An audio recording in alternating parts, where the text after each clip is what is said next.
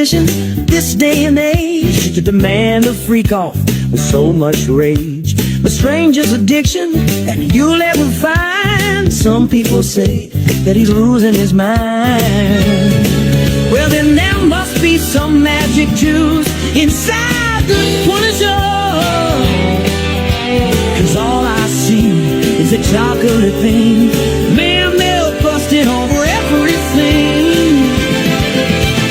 Days gone by. It's the biggest break of the century.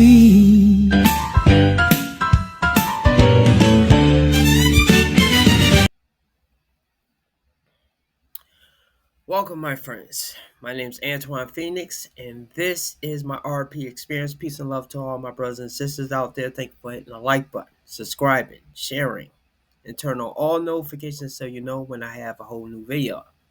Tonight's video. Another add to the P. Diddy Chronicles. This one is a guy that has interviewed him quite a few times. So he does have some personal experience with P. Diddy. Now, I don't know if he went to the freak offs or partied with him or anything, but he does have a unique perspective of what may motivate P. Diddy and what made him crack. So, without further ado, let's get to that video. Diddy is a monster in the way that I'm pretty sure even the devil is like, ooh. Ooh, somebody coming for my job.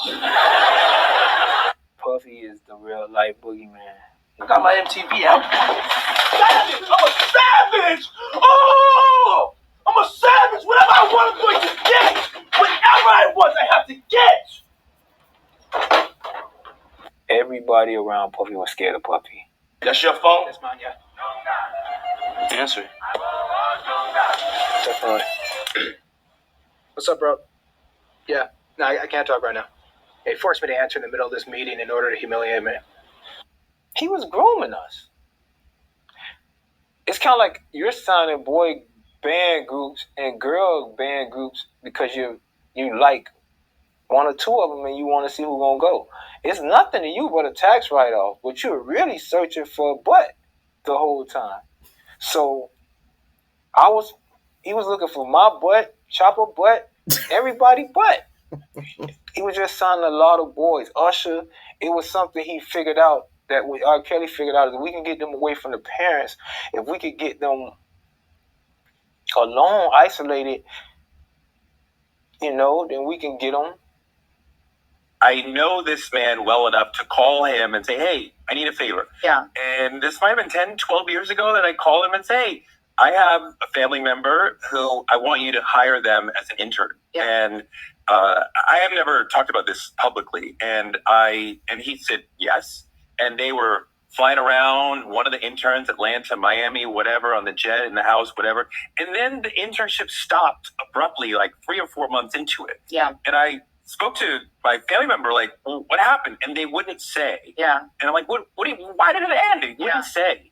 And years later, they finally came out, and this is a male, and said that Puff had said, come home, stay the night with me, or the internship is over. And they said, absolutely not. He said, absolutely not. And the internship ended. But from there, I was like, oh, A lot of people have done a lot of pontificating on what makes Diddy tick. Okay, let me stop right there. This is the thing that a lot of people miss when they come forward saying how P. Diddy abused them. Yes, he did. But you had a chance to get out of the situation. Yes, you might lose the opportunity, but it's far better to lose the opportunity but keep your dignity.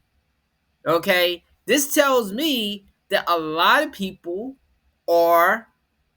they have a price. They have a price on their soul. And depending on how high the price is, And if the person has the money, they may humiliate themselves just for fame and money. And sometimes they get nothing out of it, even after going through all this. This is why I can't go real soft on Cassie and some of the other people. Yes, they are victims. Yes, I feel bad for them. But, well, okay. I'm going to further elaborate again on her. Because I know she has this thing with the halo over her head. But with everything that she admitted to, that she was involved with, even way back then, when Rotten Mango, I think her name is Sarah Wu, was talking about her, I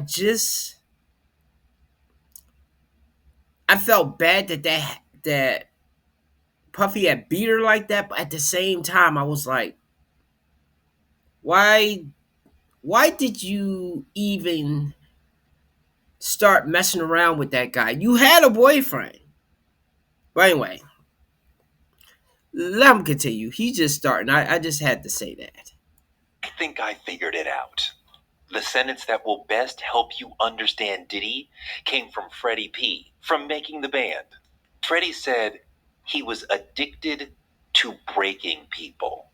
Puffy, it's an addiction. Turning people out. That was his addiction. That's because he's a sociopath. From a young age, Diddy liked feeling superior, and then he found he liked dominating people. And then, when his career really got going, he got into the wealthy man's art of breaking people.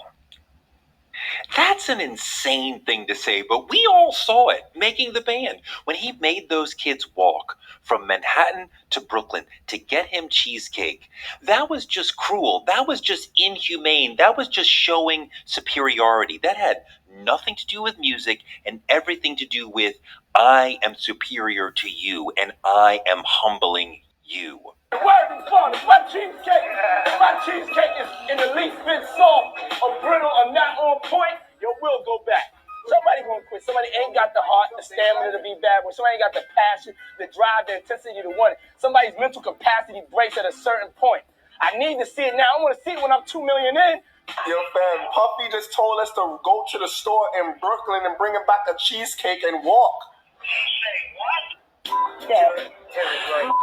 See me on TV, some punk ass videos. It's crazy. If I walk to Brooklyn, I'm going to hood. That's where the I live, y'all. I'm not walking to Brooklyn. It's crazy. Yo, it's called making the bitch, not making the band. I said we go back and tell him when you're doing it. Got too much respect for him to do that. It's slave labor right here, man. If y'all bucking on this little right here, I definitely don't want to with y'all. Niggas want this man, but we was just on the tip like you was trying to put us out there like a bitch or something, like make us walk all the way to Brooklyn, like, you know what I'm saying? I don't really care how you took it or whatever went through your mind. It was a mission that had to be done. All this psychological, that's ego. So the ego's in your way. So the ego made the decision, especially with a like you, when I helped get your ass out of a situation and you looking at me in my face telling me you ain't going to do something. I can see if I told you to go rob a bank. You know what I'm saying? I'm doing I'm going to get some cheesecake. You got that much ego? Go do your thing, man. Don't sit here and be talking about it, man. Be fly about it. Get your swag on, walk that way. Diddy loved all of that because he's a sociopath. Okay, that's probably true. But to play devil's advocate here, that was a TV show. And whether it's Survivor or any of those shows that you have to eat a monkey brain or eat something, let spiders crawl over you or something. What's that one that they're naked in the woods and they have to survive? Okay. Personally, I wouldn't do those shows, but I understand that some people like to test themselves. This right here, even though that was outlandish, I mean, that is his show. He's trying to get people to watch it. So he's going to be doing stuff like that. And besides the other sexual favor stuff that was coming out that he was asking people, this was reasonable. This was reasonable. Now, would I've done it? I don't know. But that would have been it if I had did that walk. Okay. Because I'm listening to what he's saying. Like, well, do you want to make it or what? I want to see that you have your heart into it. I don't want to know that you don't $2 million in. So I kind of see his point. I know that was a test that he was trying to do. Who knows? Maybe if look, I didn't watch the episode, so I don't know if they actually walked. I know Chopper made it to a degree, so they must have had walked. I don't know if they had walked back. Maybe somebody had drove them back. But this right here is kind of like, I mean, I don't know if I would have done it, especially with him talking to me like that right there. But that's more reasonable than saying, hey, get in the bed or put my junk in your mouth. Okay. That would be like no fly zone out for me. But there would be people that would do it. Okay. They probably would do that instead of doing the walk. I would have did the walk. As long as he wasn't asking anything else crazy. And of course, he didn't ask them to rob a bank. Okay, just being devil's advocate right here. He enjoys inflicting pain on others. He loves controlling others. I know, because he screamed at me on 2 separate occasions trying to control me as a journalist. So then he starts to get upset, and he's yelling at me. And I do remember him saying, I will end your career. And I was like, I don't even have any idea how you would do that. So I'm not employed by you. I don't need you for my employment. So, I will buy Rolling Stone and fire you. You know what I mean? So, I mean, it just kind of went over my head of like, yeah, sure, like, whatever. So he's kind of screaming and yelling at me, very angry, and I'm kind of like dissociated because I'm like, whoa, like, what is happening? I interviewed this man a lot, and sometimes it was really interesting. Do you think that people really know you? No, people don't really know me, and that's So by what is design. it? Who is this person, the Sean Combs, that we don't know? We have yet to find out. Right. You have to come along for the ride. You have to come. I mean, that's the whole part of the journey. That's the whole part of entertainment. I mean, you don't rock with a brother for like going on 20 years and stop now. You got to see this movie all the way through, baby. Believe me, I got an action-packed ending for you. I think I understand him. He enjoys stepping on people. It gives him a perverse thrill, and he needs to feel superior to other people. He loves feeling like he's better than you and that he's got more than you. He's got the sense of entitlement, like from a private school white kid. Like he seems to always have the sense that he should have all the things. That's that pool story I'm going to tell you later. Several people said that his inner child was so present and so bratty and so entitled and spoiled that it seemed like it felt like it should never wait for anything, it should never share with anyone, it should never have to be jealous of anyone. I mean, inner children can be super bratty and spoiled, but Diddy was on a whole other level.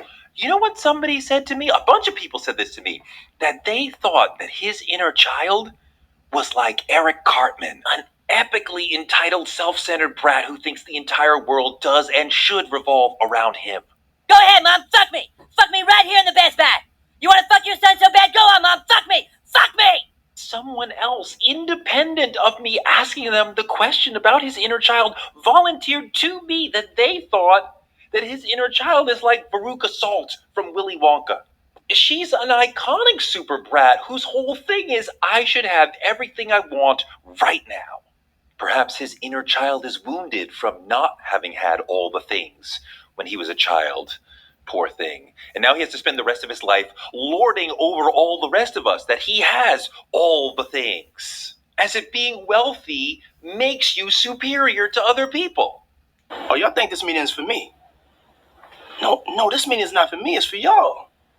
See, I'm gonna be all right. I'm straight. I got villas in Brazil, Tahiti, East Hampton, West Hampton. Sergio gonna be fine. Fuck a recession. I own 20 kookaroos. 21, sir. I own 21 kookaroos. Y'all don't own one kookaroo. Not one. Not one. Y'all are fucked. It was after Biggie died, in 97, when things started cascading downward, step by step. First step, Diddy decided that Diddy would be Bad Boy's #1 artist. This sounded insane to people inside the company. Even more so when he started going into meetings and referring to himself in the third person. So he's saying things like, well, Puff Daddy thinks, and Puff Daddy doesn't want to. People who had known him for years were like, what the fuck is going on? Now, if Diddy, the artist of the late 90s, had auditioned for Puff, the king of the A&R men of the early 90s, it would have been a no. It would have been a hell no. But here we are in the late 90s with Diddy as the #1 artist on Bad Boy. And of course, his album Forever was the company's first huge flop. But that set up step 2. Because the people who thought that he shouldn't be the #1 artist at Bad Boy, they either left or were fired. And that starts Diddy cleansing his circle. He doesn't want anyone around him who's not going to support him with whatever it is that he wants to do. He systematically eliminated anyone around him in his inner circle who might tell him no. Someone who used to work with him told me he had no one protecting him from his own worst impulses. That leads to him living like a debaucherous king. It's really dangerous to have someone like him surrounded by yes men and yes women. Someone like him who loved to push the limits of partying, sex, drugs. He was an ego-driven hedonist with no impulse control. He was a man who liked gay sex and was unable to be open about it. I know someone who says Diddy told them, women cannot fellate as well as men. And he did not use the word fellate. He's also someone who's used to getting away with murder. He shot someone in Club New York, blowing up Kid Cudi's car, and may have poisoned Albie Shore. He might have killed Kim Porter. He's gotten away with so much that his sense of entitlement is through the roof. All of this coalesces to making him feel like I'm a king and making him think like he should act like a king and everyone around him should go along with it. At some point, Diddy began trapping people into a sort of social corporate ecosystem whereby in order to be on Bad Boy, they had to do pretty much whatever he wanted. You get in the Bad Boy mix and they give you a little test. Take a shot. Take another shot. Let me touch your butt. Let me do this. Let me do that. Then maybe he'll throw something out. He'll ask you to do something, either with him or with somebody else. If you do it, you're in. And you keep getting asked more and more things and you keep compromising your principles more and more. If you say no, then you're out. And he might threaten to throw you out of the industry entirely. But if you're down, if he thinks you will play his nighttime games, then you can be in the club. But being in the club meant going along with what Diddy wanted. There was a lot of different things to that, but the rock bottom low of it all was the freak-offs. Cassie's over here having sex with random prostitutes while Diddy watches, all for his pleasure, while she's struggling to get through a 10-album deal, which is a paper prison. A 10-album deal means she's got to give him 10 albums. He doesn't have to do anything. He does not have to promote her album. So if he doesn't give her a recording budget or promote her albums, she makes no money. So she's controlled within his corporation, within his corporate structure, as somebody who's not making any money, which allows her to be completely controlled by him. I think Diddy was purposefully not allowing her to make money so he could control her. If you're an artist and you don't put out an album and you don't tour, you don't make any money. It's so sad. Cassie was chasing a dream. She wanted to be a singer and she was working on her second album and she thought that this man, this music industry titan, could help her. Cassie's friend told me Diddy would only talk to her about her album at the freak-offs, so she had to do this to keep him happy and to have a chance to talk to him about her album. This man was able to make people's dreams happen. You want to be a rapper? You want to be a producer, singer? He can make that happen. You know what he did for Cassie? He purposely prevented her from having a career. He kept her on the label, but kept her shelved. So she's not making any money, she's not putting anything out, she's not growing, and she has to keep coming back to him for more freak-offs in hopes of keeping him happy so that maybe one day she'll get to put an album out. Okay, enough. And I did not know some of the things that he said with Cassie's contract, and that she was working on her first album for 10 years. I'm hearing all that. But at the same time, she had a boyfriend that was a producer. She tried to upgrade to Diddy because Diddy probably gave her some false promises, was nice to her at first, flirted with her. She probably flirted back, whispered in her ear.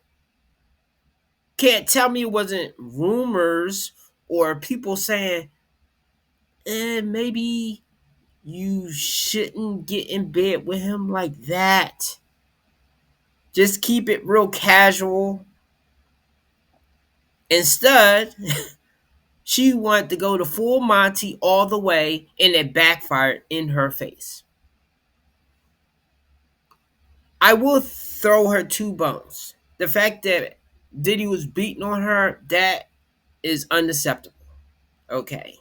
He should definitely be penalized, or whatever penalties in trouble that he would be in doing that. He deserves that. And I also do believe that Cassie deserved the money that she got, especially with the way that contract was, that she couldn't get from underneath of him and make some freaking music. So I agree that she deserved the money, but I cannot look at her as a total innocent victim. She's a victim, but she put herself in that position. Not by how she dressed, not being in music, but when he approached her, because that's the one thing with people like this. They give you an opportunity. Same way he gave him those people an opportunity of walking for the cheesecake. He will give you an opportunity to say no. And if you don't say no, and then you do it, it's on you. It's on you. That's taking accountability. Okay. And a lot of people is not being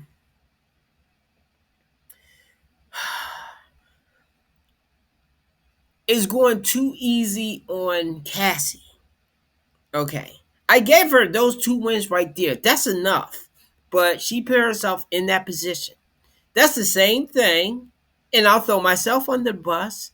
That I'm in a marriage. That I'm not happy.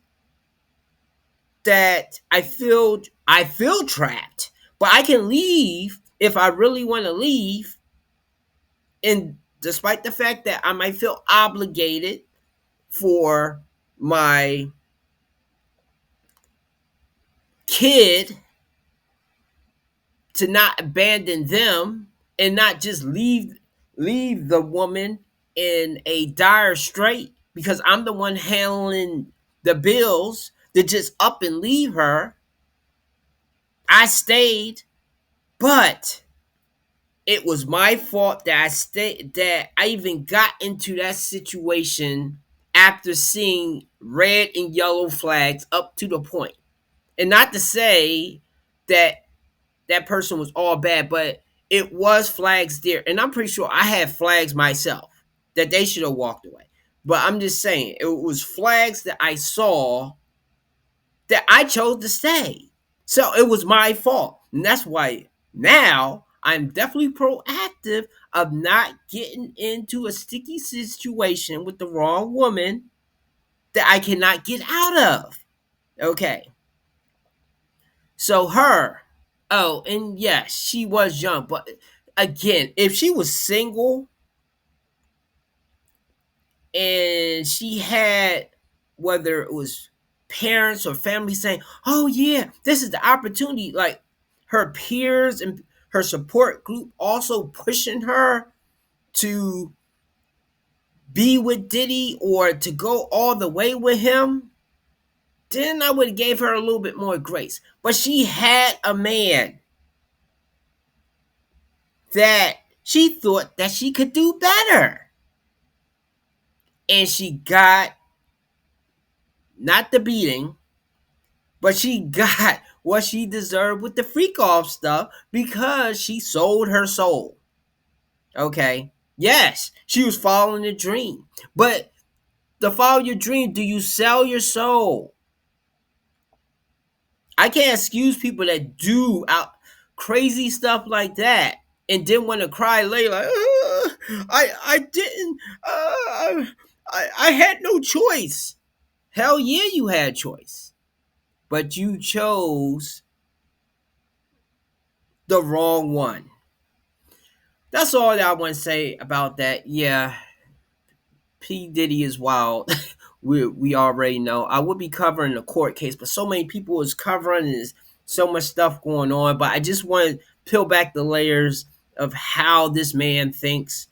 And you can see this guy's full video because I decided to stop it right there. So give me a like and subscribe and have a good morning. That's all.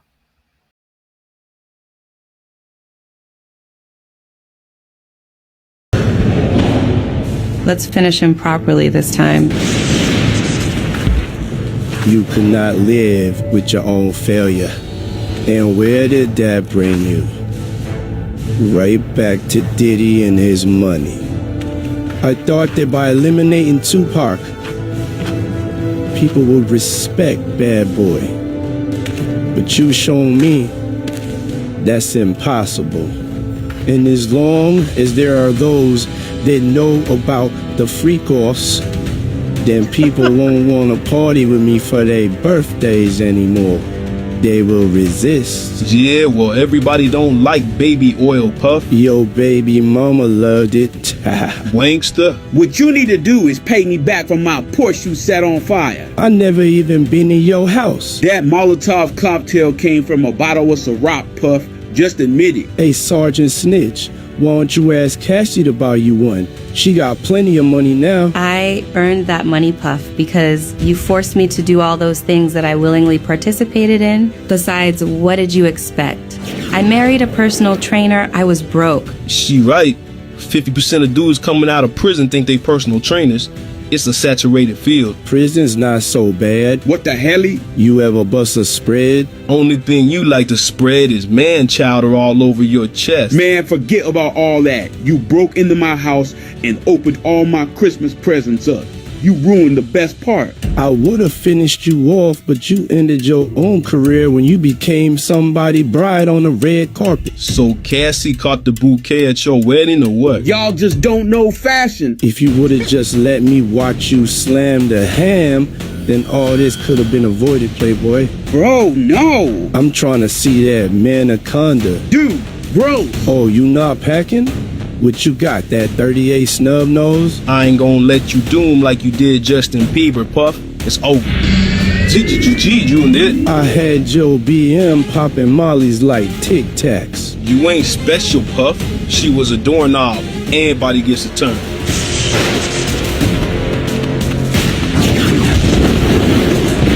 I got something for you now, Puff. 50, I don't know what happened. Diddy gave me a pill and I woke up 5 years later. Hey, you might want to go get tested.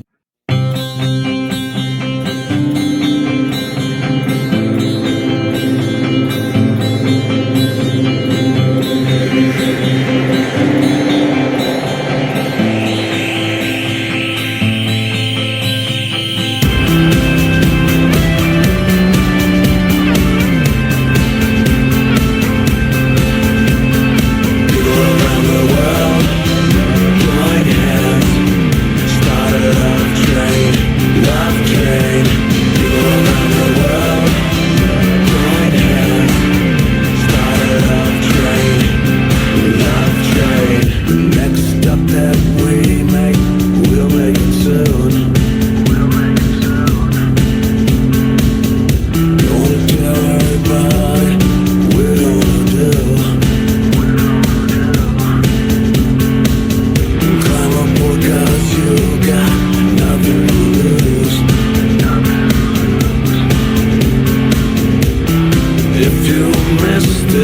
trainer.